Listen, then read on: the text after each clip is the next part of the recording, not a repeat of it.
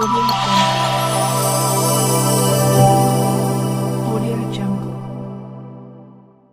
ஓம் சுவாமியே சரணமையப்பா.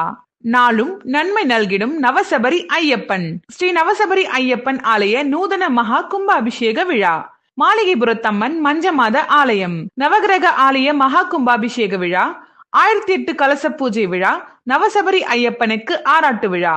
நாள் 25/1/2026 ஞாயிற்றுக்கிழமை.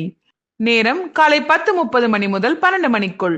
இடம் சபரி நகர், மணியம்பட்டு, சிப்காட், ராணிப்பேட்டை மாவட்டம்.